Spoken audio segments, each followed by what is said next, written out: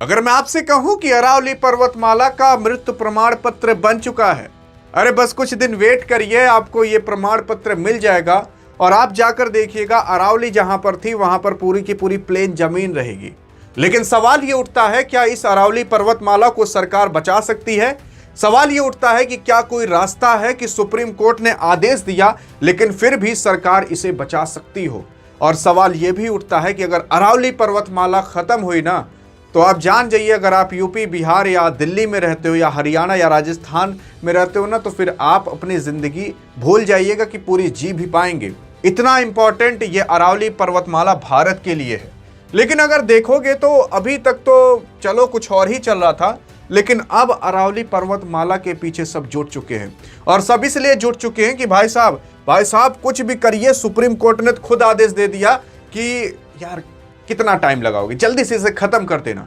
असल में यहां पर सुप्रीम कोर्ट ने एक मांगा था कि हमें यार, जैसे होता नहीं what is noun, what is pronoun, एक परिभाषा हमें दीजिए कि आखिरकार अरावली पर्वतमाला है क्या। तो फिर उसके बाद एक परिभाषा दी गई, और वो परिभाषा जानते हो कैसे निकल कर आई? उस परिभाषा में यह लिखा गया कि अरावली पर्वत उसी को माना जाएगा जो 100 मीटर लंबा होगा, ठीक है, और अरावली पर्वत उसे माना जाएगा जिसके बीच 500 मीटर से कम का डिस्टेंस होगा। तो ये दो ऐसी चीजें हैं जो कि आपको याद रखनी है। पहली चीज क्या? एक तो 100 मीटर ऊंची चोटी रहनी चाहिए, 100 से ज्यादा हो चलेगी, 100 से कम नहीं रहनी चाहिए। अगर 100 से कम है तो वो अरावली पर्वत माना ही नहीं जाएगा। तो क्या माना जाएगा? अब उनके हिसाब से पता नहीं क्या माना जाएगा।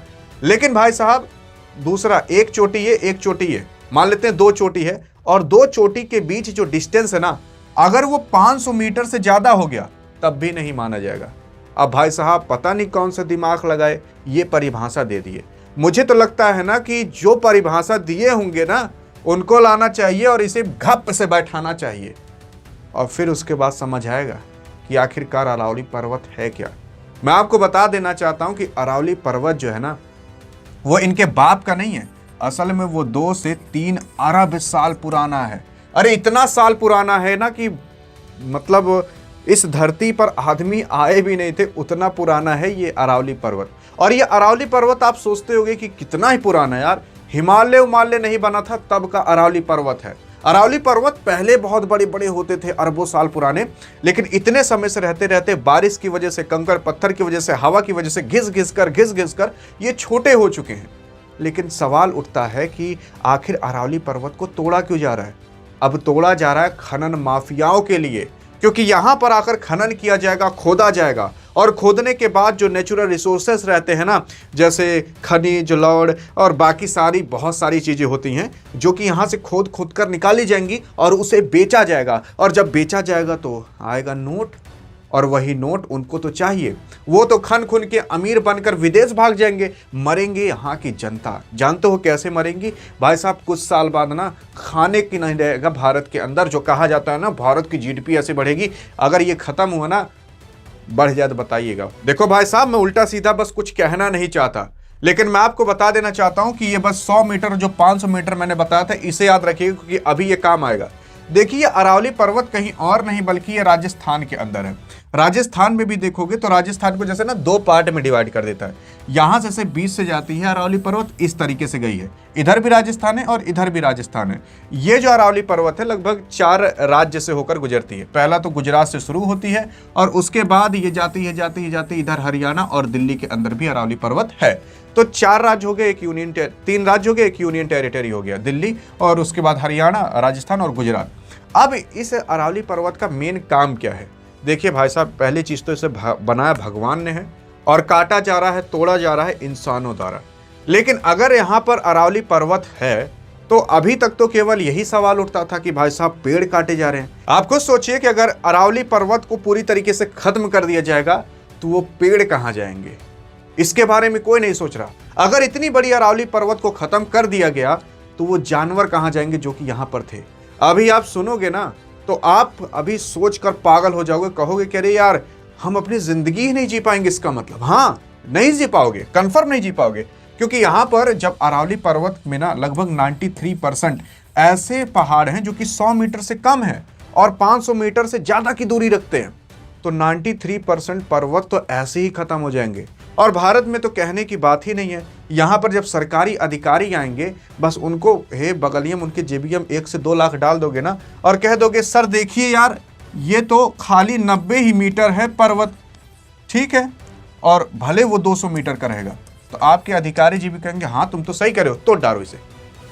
तो भाई साहब जब एक बार चोटी से 100-150 मीटर टूट गया तो कौन ही नापने आ रहा है और किसे क्या पता है। तो 93% नहीं, आप जान जाइए 2-4 पर्वत छोड़ दोगे ना, बाकी सब खत्म हो जाएंगे, सब। अब इससे नुकसान क्या होगा? नुकसान ये होगा कि यहाँ पर बगल में ना पूरा का पूरा रेगिस्तान है। राजस्थान तो ये पूरा है, यहाँ पर थार रेगिस्तान है और भारत का ग्रेटेस्ट रेगिस्तान माना जाता है ना। अगर ये पर्वत टूटा तो यहाँ पूरा जितना जितना बालू पूरा इकट्ठा है ना, वो भरभरा के इधर आने लगेगा जैसे एक हवा का झोंका मारेगा, क्योंकि ये पहाड़ बीच में से रोक लेता है। और ये रेत यहीं पर ही नहीं जाएगी, ये जाएगी दिल्ली, हरियाणा, यूपी, इधर मध्य प्रदेश, गुजरात के अंदर, महाराष्ट्र के अंदर, पूरी जगह ये रेत छितरा जाएगी। फिर उसके बाद जानते हो यहाँ से जाएगी ये हिमालय रेत, और जब आप सोचोगे नहीं जा पाएगी ना, भाई साहब चली जाती है आराम से। अगर हिमालय को और ये रेत मुड़ी तो हिमालय पिघलना चालू कर देगा, और जब हिमालय पिघलना चालू कर देगा तो मैं आपको बता देना चाहता हूं इधर से पूरा का पूरा पानी भरभराक आएगा यूपी बिहार के अंदर, और फिर होगा बाढ़ का तांडव नाच।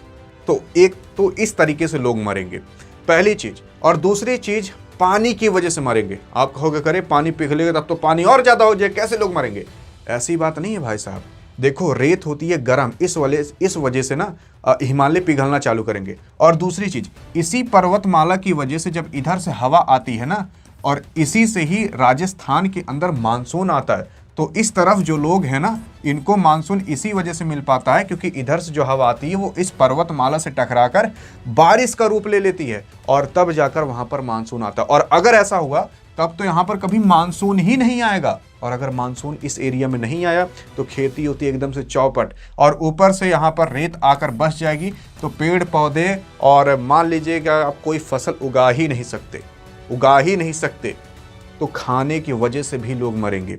दूसरी चीज, यहां मान लेते हैं कि अगर पेड़ पौधा कम हो गया, भाई साहब जो दिल्ली के अंदर अभी इतना ज्यादा AQI है ना, एयर क्वालिटी इंडेक्स, जो इतना प्रदूषण है वहां पर, वो कंट्रोल भी करने का काम ये अरावली पर्वत करती है। अगर ये अरावली पर्वत ना होती ना तो आज AQI और हाई जा चुका होता। लेकिन क्या ही करोगे आप, सरकारी अधिकारी आएंगे यहाँ पर, अरे गांव में देखते नहीं हो रोड बनती है, 100 मीटर पास हुई, 80 मीटर बनवा कर उसके बाद भैया जेबी में पैसा इट लेते हैं सब लोग। तो इस तरीके से होगा। लेकिन क्या इसका कोई सॉल्यूशन है? देखिए पहली चीज तो यहाँ पर और भी अन्य तरीके से लोग मरेंगे, जैसे कि जब पेड़ पौधे कट जाएंगे, यहाँ पर जंगली जानवर, टाइगर, लॉयन, एलिफेंट सब होंगे, भाई साहब वो इधर उधर भागना चालू कर देंगे और वो आएंगे जनता के बीच। तो पता लगा रातिक सो रहे हो, सुबेरे तक उठे तो शेर एक पेटे मिलेंगे, ऐसा कुछ होगा। फिर उसके बाद बहुत सारे ऐसे कारण हैं जिसकी वजह से आपकी और हमारी आराम से जान जा सकती है। तो ये अरावली पर्वत आज जो हम जिंदा है ना, इसका बहुत अहम रोल है। लेकिन इसको बचाया कैसे जा सकता है? क्या इसका कोई कारण है? देखिए पहले के जो लोग थे ना, भीमराव अम्बेडकर साहब, पागल नहीं थे ये लोग। असल में ये लोग कानून को इस तरीके से बनाए हैं, लॉ को इस तरीके से बनाए हैं कि भाई साहब अगर अच्छे से इस्तेमाल कर लिया जाए ना तो कहीं भी कोई गलत काम हो ही नहीं सकता है। असल में आप यहाँ पर देखोगे मेघालय, मिजोरम, आसाम के अंदर पहले ये होता था कि यहाँ पर बहुत ज़्यादा खनिज चीज़ें हैं, नेचुरल रिसोर्सेज हैं। लेकिन फिर उसके बाद कहा इन लोगों ने कि यार अगर देखो ऐसा रहा तब तो यहाँ पर विदेशी कंपनियाँ और कंपनियाँ आकर इन सबको निकाल कर लेकर चली जाएंगे, हम कुछ कर नहीं पाएंगे।